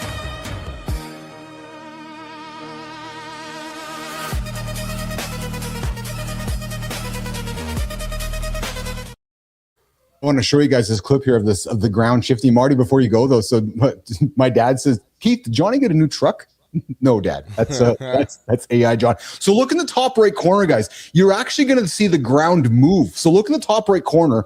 You can see the tectonic plates of Earth actually fucking shifting in this video. First time ever captured. So look in the top right of the video. Yeah. So if you can see there, like underneath, like where in the top right. So watch. Just slowly watch. Oh yeah, I see that. Oh Jesus Christ. Yeah. That's fucking cool. I was expecting like a little piece of the. We're talking like a massive fucking piece of the Earth shifted. That's Johnny, crazy. 2.5 meters it moved. Like think about that. So this is a security camera. This is in Malaysia. This happened in March of this year. That looks like a movie. It does, and it's fucking real. And that's like, look at that fucking ground. Like it's the actual Earth moving. Pretty fucking neat, I thought. So I always like to find interesting shit for us to put on. That just shows you the fucking power. Yes. Yeah, exactly. Hey, two other quick things before you go. I like to throw vintage stuff on here. If you've ever been to Macy's in New York City, they actually still have a wooden escalator running. Check this out, Marty. So a wooden escalator. Look at this. Look at this craftsmanship. Like that is fucking cool, man. Like that is that what they used to have back in the day or something? That's exactly it. It's still operating. I would have never known that. No, I've never seen that. This is first for me too, Mark. Yeah, maybe that's up in Canada, maybe. So so that operated to 1920. So it's there's about 20 wooden escalators left there. But I think that's pretty neat. You look at that craftsmanship that went into that. I'm sure there's some metal underneath there. They had to have like retrofitted. I'm sure. Yeah, that's fucking cool as hell, man. It's absolutely cool. I'll tell you what's cool as well. When I see heroes in action, fuck man, I caught a video. I need a hero. Check this out. A young lady, a young girl. Look at this fucking hero. In battle, All these guys protect him, and he goes over there to pick up this young girl and bring her back to safety. This happened in Iraq. I think it was Iraq or Afghanistan. But I'm looking for just cool footage. Like, man, these are the fucking heroes of our planet, man. And I don't think they get enough reward. But look at this guy. Like, I couldn't do that. Guy runs over there. Everybody's protecting him and goes, so he saves this girl. Like, that's fucking cool shit, Marty, Johnny. And that stuff. And the crazy concept behind it is, so the two guys that they basically go out and start shooting, which makes the other people duck down supposedly. Yes. And they got to shoot long enough for her to get back. Yes. Because as soon as they stop shooting, somebody's popping their head up, firing shit back at them. Yes. Wow. That's what they say, cover me like in a movie. That's the whole concept. That's cover me. Yeah. All it takes is, I mean, there could be a fucking sniper, so they have no fucking clue. No, exactly. And here's also right. So the guy so this is not like his daughter or some niece. It's this guy's fucking job. Like, think about that, right? It's like, hey, Marty, what'd you do today? Well, I was in theater and I had to run across 20 yards to go save some young lady who I'll never see again. I don't know who she is. Don't know what her religions are or whatever, but I'm going to go save a human being. That is fucking hero shit, man. That just gives, so, you know, that gives me gotta end on that one, brother. Nothing else you're going to show. No, that's exactly it, brother. Yeah, that's exactly it. That was fun, Johnny. I got you out of here before your meeting with Ben, as I promised you would, which is good. And I got some fun shit. Marty, what are you doing today, man? How do you got after you get out of here, pal? We got we'll be in the gym later. Yeah. I think I'm gonna do an athletic type of day. Oh, getting the car detailed. Oh yeah. Yeah, getting the Jeep detailed, man, and that's just kicking ass, man. I'm going to get my haircut. As Johnny would say. Yeah, I'm going to get my haircut here today, and then I'm going to get a haircut. How you get your haircut? Gonna get a little bit of haircut here. Yeah, I got my hair's long, man. Look at this, fucking my mouth. Gonna get some haircut. And and then I got to meet with Jason Hewlett later today, our resident Ricky Martin impersonator, who's interested in doing a show on the network, which I'm pretty excited about. So pretty good. Nice. Yeah. Cool. Yeah. All right, boys. Well, Jimmy, Melissa, let's get the young man out of the lab here. A lot of great conversation, a great show today. We got a guest coming up tomorrow to join us as well. So you guys have an awesome day, and we'll talk along the way. Okay. All right. Have a good loop, my brothers. All right. Sir, Jimmy's out of here. Johnny's out of here. Marty's out of here. And the show is going to continue with me, the handsome chief, on Mornings in the Lab with Keith, John, and friends. Wow. Fun 90 minutes we got going on here so far. Hey, listen, you guys can join the show with me right now. Phone lines are going to be open now. 431-300-3005. That's it. 431-300-3005. That's how you can send me a text, send me a voicemail, or look for motivation from the handsome chief. Getting after it daily, live, 8 o'clock Eastern time, right here on YouTube, LinkedIn, and X. Okay, so it's time for a monologue. Yeah, it's time to get you guys fired up, or it's time to have you guys leave the room, join the conversation. But it's this time of year where it seems like okay, it's time to get into the 75 hard, the 30-day this, the system that, the what are we doing this? I need to become fit like a motherfucker in 8 seconds. Well, I've been doing this show for a couple years now, and this time of the year drives me nuts. And because it comes again, another January. Let's get the monologue started. Jimmy, let's run it. Preston, January gyms look like fireworks. Loud, pretty, gone. By the 12th, it is smoke and regret. First illusion, 75 hard. Some guys do it like hostage negotiations. By day 9, they're not hard, they're rude. Next, boot camp whistle workouts. If you are being yelled at, your knees file complaints. Train trust, not war. Peloton-only training is cute. You will have God lungs, then a suitcase attacks you. Tools matter, cardio and strength. Marathon prep for fat loss is buying a boat to save money. And Ironman? If your warm-up is sitting, don't. Real trend for January 2026 is boring wins. It's lift 3 days, walk, sleep, eat like an adult. Nation, which trend makes you roll your eyes every January? And what one boring thing will you commit to so you will stick?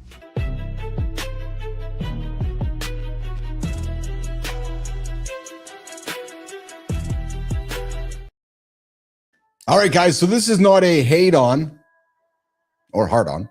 It's no hate on for everybody who is perhaps going to run towards some of the things that we're going to talk about here today. I'm here to have some fun satirically. I'm here to throw some jabs at you guys. But at the end of the day, here's what I have learned as a man, human growing up. We all need a reason to get started. So I'm going to paraphrase my fun little monologue by just setting the stage that if doing 75 hard or some ridiculous challenge helps you achieve greatness, then good. Then good. You know, because I will commend, Jory Jansen a year ago, who walked me towards the door of GLPs and Ozempics because I thought it was a shortcut that I didn't believe in. But when she said, well, hey, Keith, but maybe that shortcut helps somebody have success, that's not a bad thing, is it? It's like, oh, ouch, you're right. So if that 75 hard turns into 75,000 hards, good. But hey, this show is about fun and satire, and we got to start somewhere. Because you ever notice how January fitness has the same vibe as New Year's fireworks? It's loud, it's exciting. Well, it's kind of beautiful, isn't it, Spartacus? But then by January 12th, Maddie, by January 12th, it's just smoke and regret. And then the trends always show up like a boy band reunion tour. You know what I'm talking about, Sullivan? You know exactly what I'm talking about. All right, so let's get after the first one. The first one is the 75 hard. Now, Melissa, I love the idea. I love the discipline, but some people do 75 hard like it's some hostage situation. It's like, oh yeah, 2 workouts today. I got to get a gallon of water in, no alcohol. And then I'm going to read the next 10 pages. Buddy, seriously, buddy, you're not building character. You're actually building resentment by doing this. Because by day 9, you're not hard. You're just rude. Your family's like, hey, what the fuck, man? What's going on? I'm in 75 hard. I've been that guy. Trust me. Counting macros, doing this, doing that, disrupting my family's life because I was like, bop, bop, bop. And then you're like, don't talk to me. Jimmy, I'm in phase 2 right now. I'm grouchy at the meeting today because I'm in phase 2 of 75 hard. Maybe, actually, Nation, we need something called 75 reasonable. Yeah, exactly. Maybe it's just show up, don't spiral, and stop eating like a raccoon at 11 p.m. Maybe that might be the better decision for you. Next, we have this. Oh, here we go. You guys ready for this one? Here we go. Boot camp style workouts. Oh, I got to get to boot camp. I got to get there on Monday at 6:00 a.m. Boot camp is starting. Well, listen, if your workout involves a whistle and a stranger yelling, go, go, go, well, I don't know if you're training, you're actually being auditioned for maybe an action movie. Think about it. Because listen, the intensity is great. But when every workout is like war, oh, I'm going to war. I got to go to everybody. I got to get to war. Go for a walk. Because your joints might just start filing complaints with your attitude. You don't need to punish your body into change, you guys. You need to train your body into trust. What's that? Yeah, let me rephrase that again. You don't need to punish your body into change. You need to train your body into trust. And I was this guy too. Yep, I've been here. The Peloton only training. Ooh, baby. I love my Peloton. True story. Love the platform. But if the only thing I did and the only thing you did was cycle, well, yeah, how's that strength doing for you? Oh, but I'm good on the Peloton. Well, maybe your fitness becomes extremely specific. Maybe you're going to have lungs of a Greek god, and then you're going to pick up that suitcase. You're going to try to pick up that kid, put him on your shoulders and go, holy fuck, man, I can't pick up my kid. Why is this kid so heavy? Why is my luggage attacking me? Well, listen, guys, cardio, a tool. Just another tool in the toolbox. Strength, a tool. Mobility, a tool. The handsome chief, a handsome tool. So if your toolbox is one hammer, every problem in your world is going to be, I got to ride harder. I got to ride harder. I got to go harder. No. Get to bed early, eat some good food, lift some heavy things, get mobile. But here's the favorite, Nation. Here is the favorite.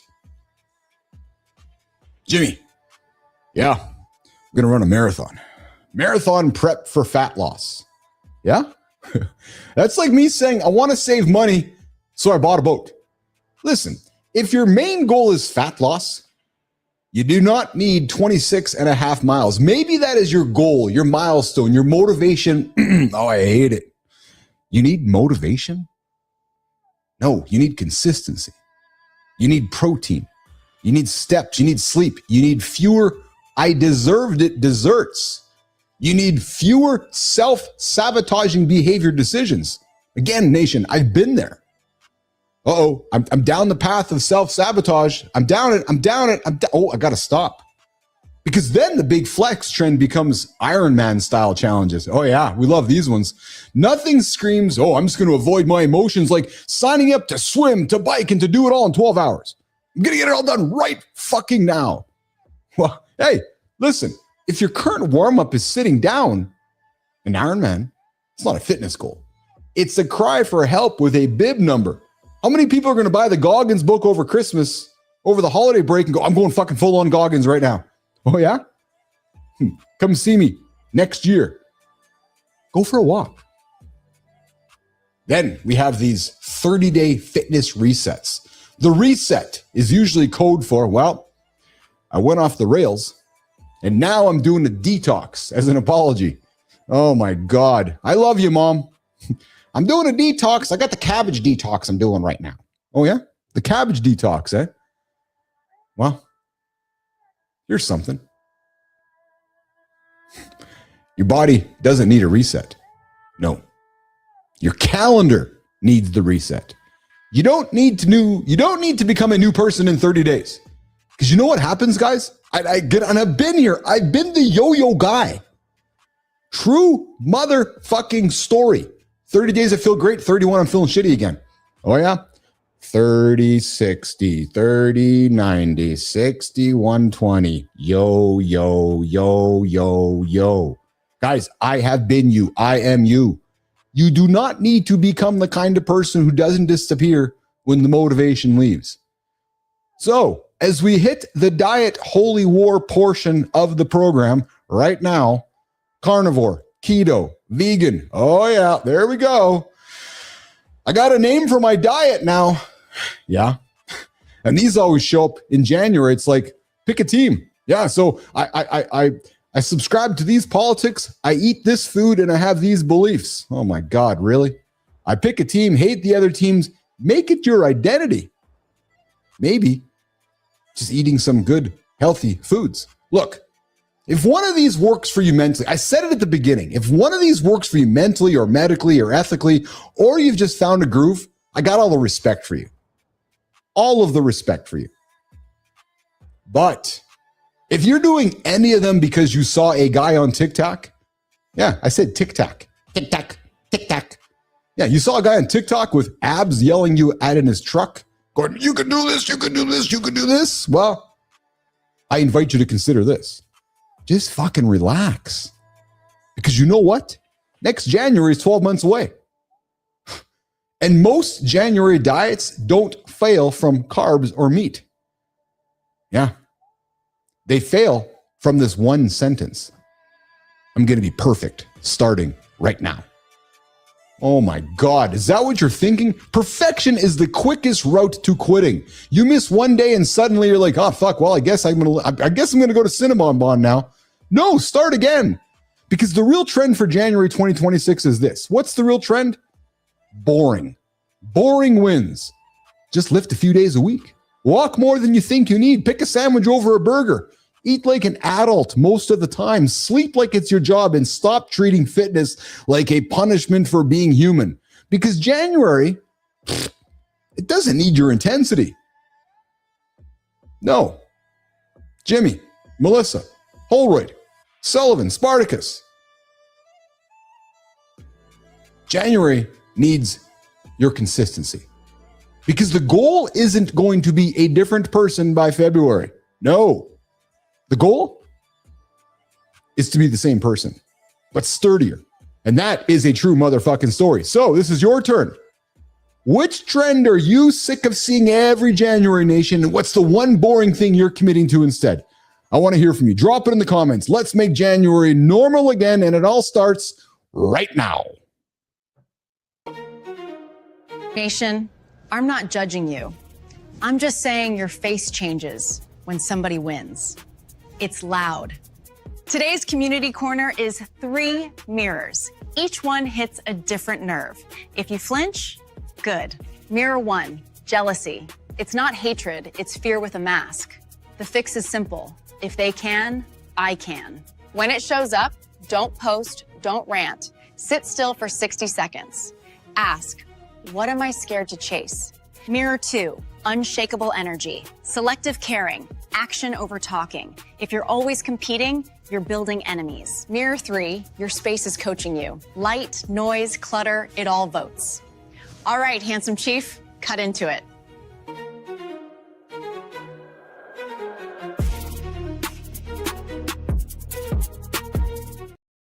Our journey in the community through YouTube. And I am judging.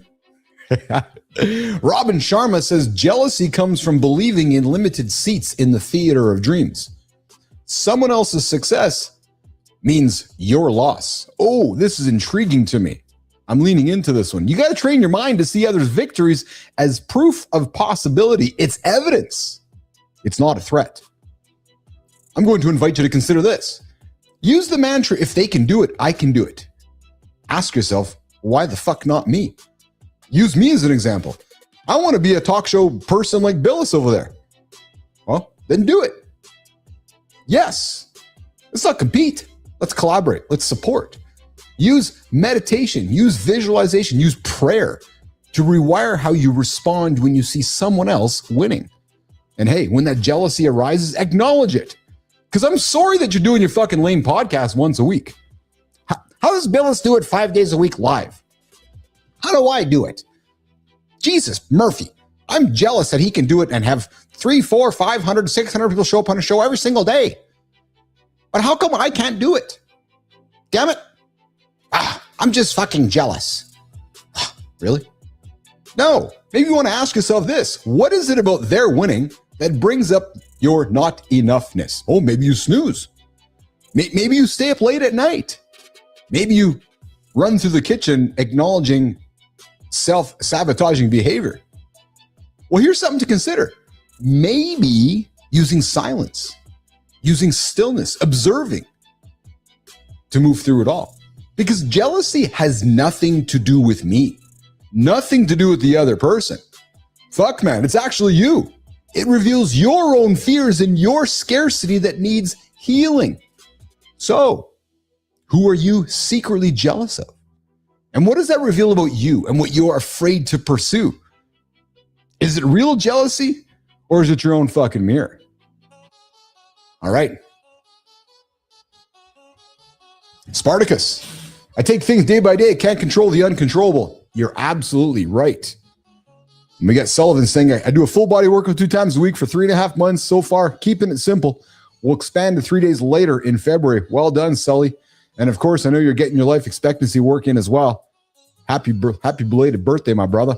All right, Substack, The Art of Being Unfuckwithable. Yeah, Robin Wilding defines unfuckwithable as being so grounded that life can bend you but not break you. True story. 11 recurring traits. Give selective fucks. Act more than you talk. Treat time as finite. Fuck, man. Treat time as finite. That is something that I would say many humans can't wrap their head around. Yeah. Critique your own behavior instead of living in an imaginary moment. Critique your own behavior. Why? Well, do that instead of living in those imaginary arguments that you always win with yourself. Because how you treat servers reveals whether your confidence is real or just ego in costume. Knowing what you don't know and simplifying complex problems into tiny steps is a superpower, not a weakness. Stop pulling others down. Build people up into multi-listic networks that become an army when life hits hard. Unfuckwithable equals unshakable inner stance built from selective caring, time discipline, introspection, and humility. So here's the question for you guys right now. Are you building an army of people? Or are you making enemies because you can't stop competing? Sullivan says, In Latin, the word competition comes from competere, meaning to strive together, to meet, or to come together. And Spartacus says, united, we stand. All right, we're going to wrap up our Community Corner segment over in LinkedIn with your environment influences your outcomes with Manuel Riener. Says, most people treat walls and buildings as neutral, but buildings, they shape your biology and they shape your daily performance, not just the comfort. Design is not decoration. It's daily. It's daily instruction for your nervous system that quietly regulates how you feel and how you function. Those future-ready homes and offices will be judged by health impact, not square footage or aesthetics. Those spaces, yeah, I'm with you, bullshit professor. Unfuckwithable. It's exactly. I love it too, man. Those spaces that regulate light, rhythm, recovery, reduce stress before symptoms occur, and they support sleep and focus. They act as silent medicine that extracts and expands health span, I should say. But hey, the environmental design reduces friction. Good lighting, clear zones, low noise make discipline easier. Poor design does the opposite. Continuously taxing nervous systems makes procrastination, decision fatigue, snooze button mentality more likely. So hey, if your space supports discipline, you're going to win. If your space doesn't support it, you're going to fucking lose. True story. Hey, Maya, is your space supporting your discipline? Or is your space making it harder for you to be the woman you want to be? Maya Rez. Nation, if that jealousy sting hit, good. It's your compass, not your enemy. Don't punch down, level up. Do one thing today, 60 seconds of stillness. Then change one tiny input in your space and watch you move. Be unfuckwithable by tonight. Selective fucks, real action, honest self-checks. Build people up, that's your army. If this landed, prove it. Follow us on LinkedIn, Substack, and YouTube. Tag your buddy on the next post. Drop who you're jealous of in chat. I'll read it like a coach, not a clown. Back to you, handsome chief.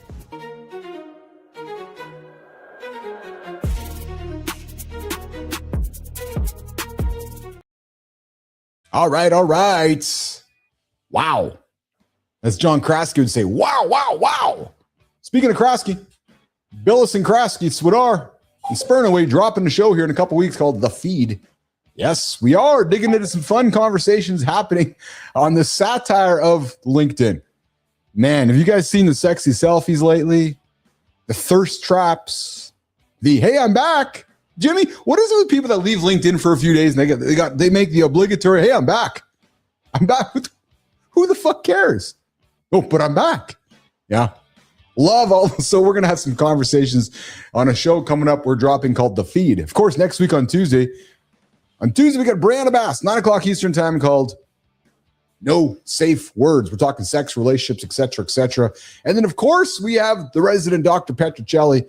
Hey, Petro, I forgot to tell you, man, this Friday, we got to do 9 o'clock Eastern time. So we've got a guest coming in at 7:30. At 8:30 on center stage. So hopefully we can bump us back to the 9 o'clock start there on Friday, Petro. Yeah, I'm with you, Spartacus. I love how Maya says that as well. I love when our characters just get fucking passionate, man. Just fucking passionate. But guys, today's a wrap. What a fun show. I hope you guys enjoyed it as much as I did. It's funny because while I love our guest experiences, you know, there's times where when just Keith, John, and Marty get after it and have some conversations like we had today. I hope you guys enjoyed it as much as I did. And I know a ton of you guys showed up today. We worked hard to create the content today to get the people to show up, and it worked. I would say that the numbers here are exceptional today. To everybody on X, thank you. X is flying through the fucking roof right now. I appreciate all the support happening on the X platform. So you guys tuning in on X, you guys can come join the live conversation. Clearly, our title selection worked today to bring people to the show. But guys, this is a wrap. We started the morning at the conversation desk. The Malcolm in the Middle conversation hit a little different than expected, especially when you think about time and distance and that, and then what doesn't get said. The guy left for 10 years, came back. How many of you have estranged families? How many of you have been around families that people have left and come back and it's like, hey, I'm back? And then we got into the Anthony Joshua story where, man, that energy shifted real fast. I think it was Jimmy, Jericho, 10 days ago, we were celebrating the Joshua win over Jake Paul. And then yesterday, was in a tragic car accident where he survived. 2 people very close to him passed. And it's just one of those reminders of how fast things can change in a motherfucking instant. We also talked about AI slop taking over 21% of YouTube these days. Renewed interest in Malaysia flight MH370. Guys are trying to find the plane again. Is it conspiracy? Is it curiosity? Or is it just somewhere in the undiscovered ocean? And hey, we also asked this question. Do you wonder if when you died, if your pets were around you, whether they'd eat you? Would your pets eat you if they died around you? Well, I'm not going to tell you the answer. Go back to bottom of the first hour to hear that one. Today's deep dive, we talked about how motivation sounds good. Yes. And we talked about how, we did not get to the spanking conversation today. We're going to get to that one in the future.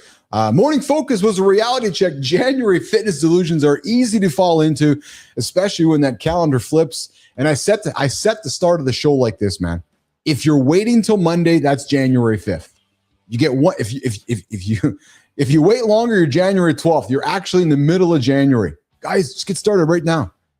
But don't do like Melissa did yesterday. I did this to myself yesterday with coffee. Yeah, she got up, got after it, and partied like a 75,000 hard in 60,000 minutes. True story.